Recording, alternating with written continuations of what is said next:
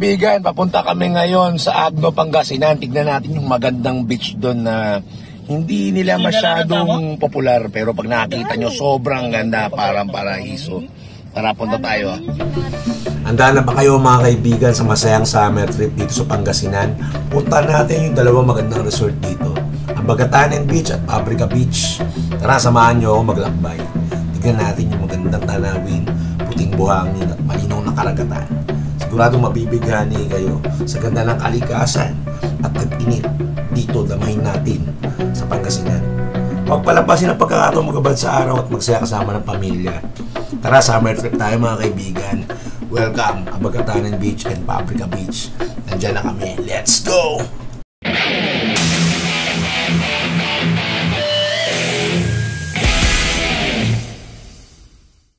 So stop over, dito tayo ngayon sa Manawag Church, ang milagrosong simbahan dito sa Pangasinan. So dahil mahal na araw, kailangan natin mag-alay ng panalangin at palakasin ang ating pananampalataya. Tara mga kaibigan.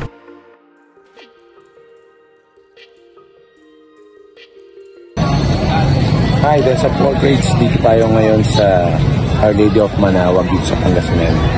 So this is Holy Week, so pinagdiriwang natin dito yung buhay ni Cristo sa kanyang pagkamatay at muling pagkabuhay. So dito tayo ngayon, Biyernes Santo. Kaya ito ginagawa upang mas palakasin ang pananampalataya natin. So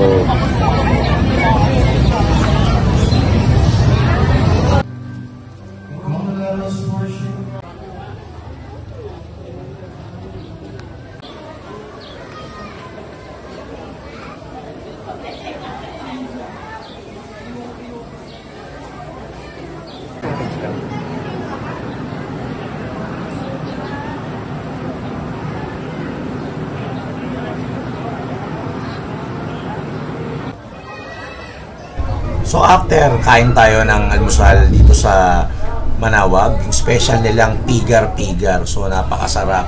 Kain tayo. Medyo na-dismaya silang ako at hindi authentic yung dinakdakan.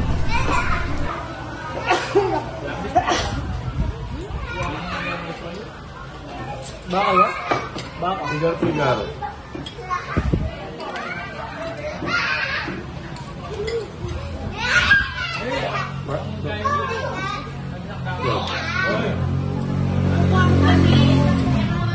Antay ba dito?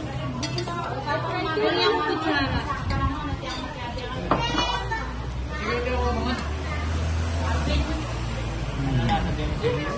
Yan.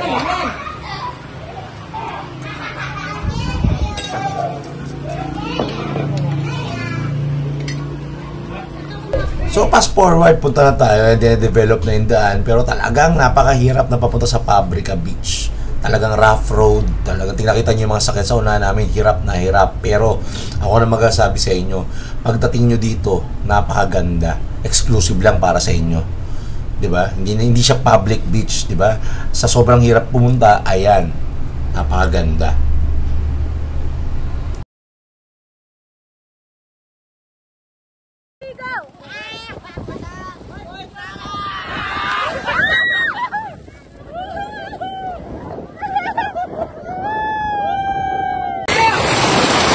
Then so portraits, nakita nyo naman gaano kasarap mag-swimming dito sa Paprika Beach. Mabato lang, pero tignan nyo naman sarap buhay.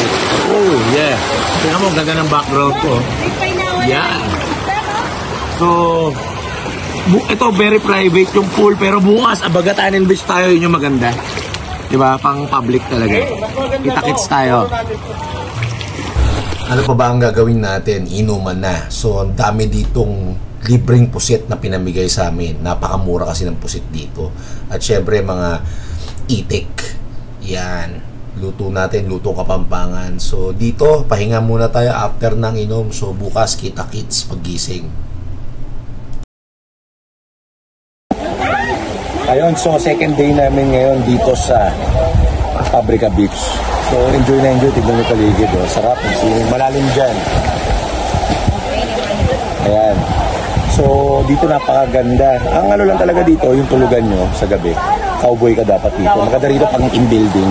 Grupo kayo. Pero ipapunta na kita yung hirap, di ba? Pero worth it naman, tignan nyo.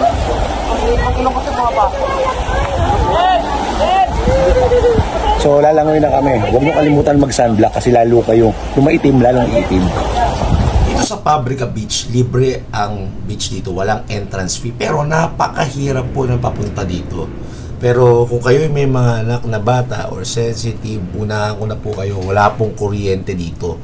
May mga cottage po rito na binabayaran ng mga kubo na pwedeng tulugan. Maganda kung may dala ka ng mga tent or may dala ka rin ng mga malambot na kutsyon kasi ang sakit ng likod ko dito kasi nakitulog kami ron sa kubo. Nagbayad na lang kami pero walang kuryente, walang electric fan kaya hindi advisable kung may dala kang bata or kung sensitive ka. So dito kailangan cowboy ka, grupo mga barako, 'di ba? Kasi talagang ano dito, walang kuryente, na mahirapan ka sa tubig, pero may tindahan naman dito. So yan, ang ganda, makikita nyo mga rock formation, medyo mabato lang, 'di ba? Pero pang private o grupo lang ninyo, gusto nyo ng exclusive, konti lang. May makakasama man kayo, hindi ganun karami, pero napakaganda rito sa Pabrika Beach. So next natin, Abagatanen Beach. Tara, punta tayo.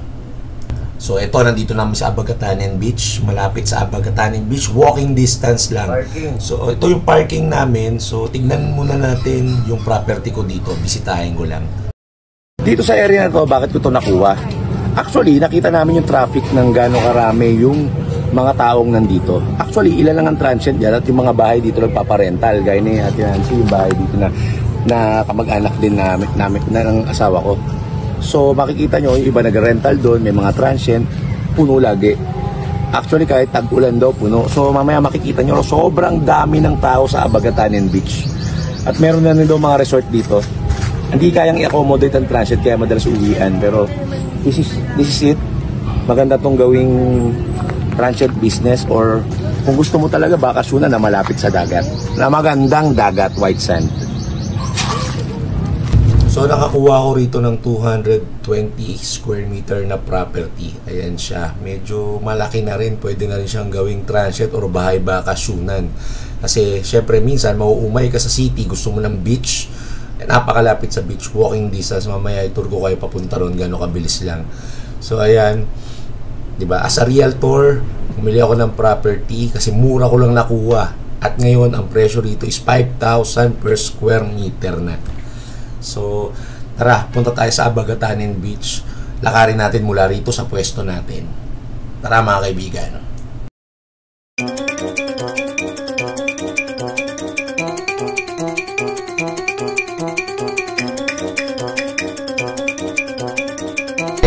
At ayan, nandyan na kami.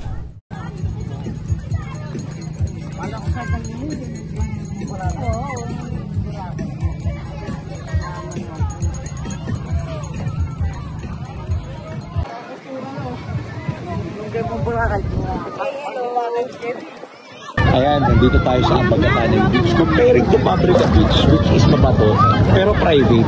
That's the advantage. Solo mo, di ganun karami tao. Pero dito, para ka nasa Boracay kasi yung sa ilog niya, talagang wala ka matataparang bato. Tapos, sobrang ganda ng tubig. Maganda rin doon kasi may mga pang-picture taking yung mga rock na formation. Pero dito talaga parang siyang Boracay. Tapos titignan mo, dami tao. Oo, no? Ganda. Marami na rin transient. Marami na rin transient house dito. Tapos meron pa mga villa doon eh.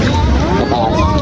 So, isa pa sa kagandahan dito, marami na rin activities. Dati nung pumunta kami, pa-develop siya ng pa-develop. Dati wala siya mga boat riding siya, snorkeling. Then meron na rin siya mga, ano tawag dito, yung mga speedboat, saka yung banana boat. Marami ng activities. So, yan, tayo ito at Abagatanen Beach, napakaganda. Malayo lang talaga.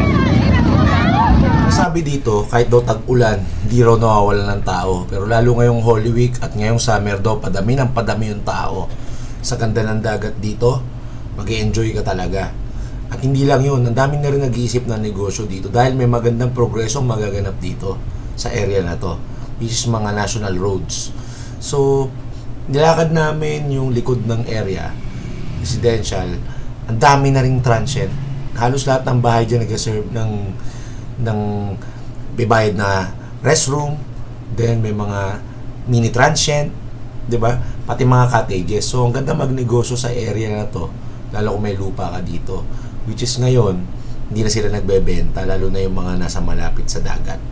Dahil ginagawa na lang nila ng negosyo. Dahil kumikita talaga ang transient business dito. Which is meron pa nga ditong malaking transient, yung Ocean Hill. Napakaganda. So ito siya.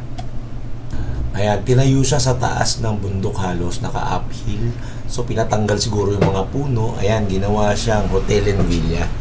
May mga villa siya overlooking ng Abagatanin Beach. Ayan, no? Diba? Ang ganda pero medyo expensive. Parang 7,000 yata per night sa isang villa for 2 person. May sariling pool na rin sa loob. So, yeah, masarap mag-isip ng mga transient business. Gaya natin, realtor ako, kaya nakaisip ako ng mga ganyan negosyo dito. So nakita nyo naman dito sa Abagatanin Beach, 2 birds with 1 stone, dagat at ilog connected. Tingnan nyo, ganda ng ilog.